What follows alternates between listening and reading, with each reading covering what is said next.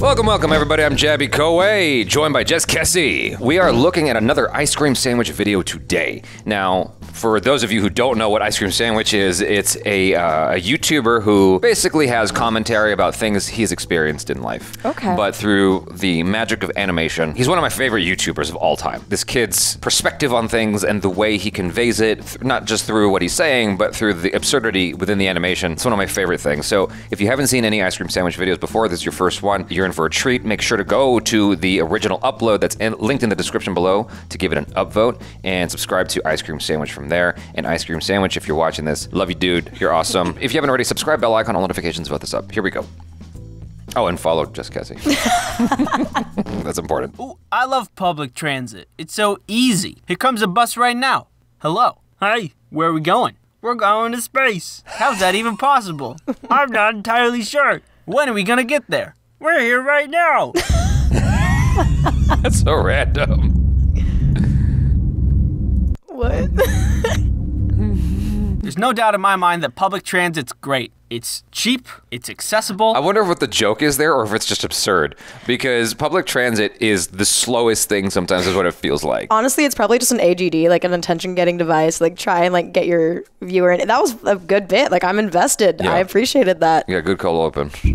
There's no doubt in my mind that public transit's great. It's cheap, it's accessible, it takes cars off of the road, which reduces traffic. A lot of good things about it. Yeah. I used to take public transit all of the time when I was in community college. It made a lot of sense. I didn't have a car back then, so I would just go on the bus, go to school, spend all day there, and then go back home on the bus. Super easy. They even had a little shop at the school where you could go and buy bus passes for different lengths of time. I like that. I don't take the bus as much anymore, but I'm still left with good memories from when I used public transit. Most of the time, the rides were very normal. Nothing special would happen. But every once in a while, you would get, you know, that commuter. You know, the one where they wear the headphones around their necks and pump up the volume instead of wearing them on their head? Yeah, it drives me insane. Because they're headphones. And turn down the volume? No, yeah, I that understand one. that. If you've ever ridden a bus before, you know who I'm talking about. Honestly, I don't get why people do this. Is it like a power move? Do they want people to think they're cool? Do they just not know how to use headphones? No. I didn't run into these people all the time, but there was one particular instance where I did,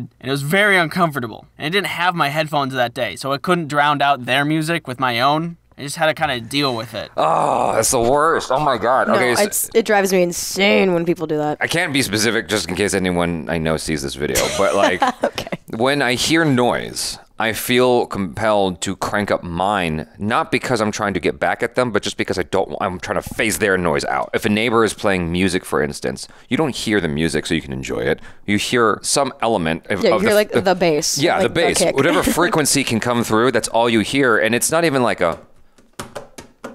That's a terrible beat. But you don't hear anything that like gives you rhythm and joy. It's just like Yeah. some kind of nonsense. And I know that feeling intimately. Likewise, like at the gym, if I don't have my headphones, it's a sad day. I It's like can't do it. The exercise is just not as enthusiastic. Dude, one time someone told me that they will wear headphones to the gym, but then not put music on because they like listening to the conversations people have. I did that once at the dentist's office just to see if they were talking about me. Ooh, were they? No, they were talking about drama though, for sure. Oh, so yeah. they're talking about tea. Yeah. I'm pretty recluse, very shy. So I just kind of dealt with it. Really not the end of the world, but I noticed there was another lady who couldn't really deal with it as well. She kept shooting glances over at the guy. Like her eyes were gonna make him stop. Like, stop it. Stop it, eyes. Those don't exist. It didn't work. Eventually, she mustered up enough courage to get him to stop by telling him to stop. But at that point, she had built up so much frustration that it came out really stern and very aggressive. Like, would you turn that down, please? He actually did turn it down, but he must have been embarrassed about it or something, because after she had told him to turn it down, he immediately turned to me and started smack-talking her to me. No, don't do that. I get that you're embarrassed, or at least you're frustrated with the woman for so aggressively telling you to do something so simple, but don't pull me into it like we're homies, like we're buddies. Remember, I'm shy. I don't confront my problems. I just deal with it. Relatable. Experiencing some concerning emotions, bottle it up. That's not gonna be a problem later. Put that out. Shelf. That's so I was nearing my relatable. bus stop at this time, so I didn't want to start anything up. So I just kind of agreed with him, you know, like, Maybe if he just vented a little bit, he would stop at some point. You would think, but no, he kept going. I think that was really rude of her to say that to me like that. please stop. I just think that she said she wasn't cool about it. Please stop. Stop it. Like, if there was me saying it to her, I would say it to her as well, but just nicer. Stop. Stop it. I think that was just really not a cool move for her to do that to me.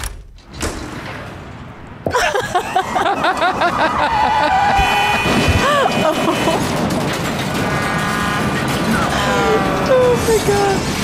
Eventually, my stop came, and I just left. I just got up and went, never to speak of that awkward situation again, until I'd said it in this video. But that doesn't count. Buses aren't the only form of public transportation. I've experienced trains too. I went to France a couple years ago for a study abroad trip. That was a pretty cool experience. Wherever we needed to go in Paris, we would just take the metro and boom, you're there. You want to go to lunch? Metro. You want to go to the bar? Metro. You want to go to class? No.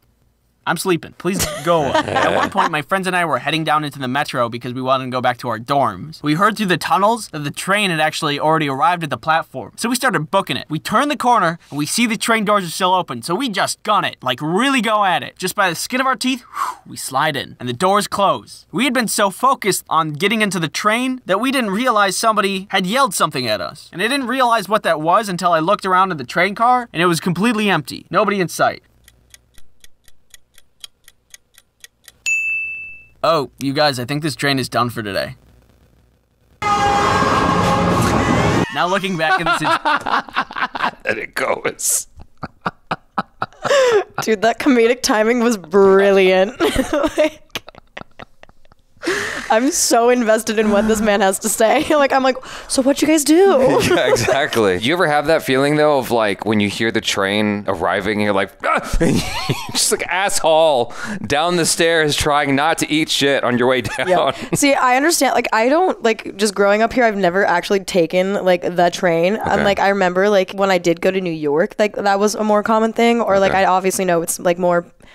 I'm so jealous of Europe and just like how they actually have like really good public transportation. But that's how I feel about Ubers. When it says like they're here, they're gonna wait for like 2 minutes, and I'm like and I like that's when I book it down the stairs and like try and get like down there. Uber and Lyft, they're really pretentious sometimes. It depends. I've experienced some weird stuff. First off, New York does have really good transportation. Mm-hmm. The public transit there works very effectively. Yes. And if you're new to it, you can learn it really, really fast. That's what I learned. And I'm like not good at that stuff. And I was able to pick up on like, because it's all very simple. Mm-hmm. Whereas LA, it's so complicated and it gets you across the street. It doesn't in 40 minutes. Yeah, in 40 minutes. It doesn't make any sense. But it's so panic inducing when you look and you're trying to understand it and like it doesn't go very far. I had a situation where I was visiting family in New York. I was in Jersey and I'm trying to get to JFK. And so I call a Lyft because it was cheaper. And then she calls me and says, I can't take you to New York. I can't do New York. I'm like, okay. So I had to call someone else after she canceled it. That person shows up. I get in the car. We're going. And she's like, where are you going? I'm like, aren't you the driver? Like, aren't you supposed to know that before you get me? And she's like, so you're going to JFK. You're going to the airport in New York. I go, yes. I go, okay, cool. And I'm trying to put on my music. And she goes, so you're going to JFK. I'm like, dang, lady, how many times are you going to ask me the same question? And she goes, oh, I can't drive you there. Oh, my gosh. And so she pulls over and she's like, we're going to get you another Lyft right now. I was like, what the hell? And so apparently it has to do with like restrictions of what area they're allowed to drive in. Because Jersey and New York, it's like, it may as well be one freaking state, but yeah. I take that back. I know there are some people who are going to get mad at me for saying such a thing, but they're so close together, and so it's like Oregon and Seattle, like they're, people go back and forth a lot. Whoever is driving in Oregon should be permitted to drive in Seattle. Like I fully agree with that, actually. Some kind of thing like that, figure it out. Why is it my problem?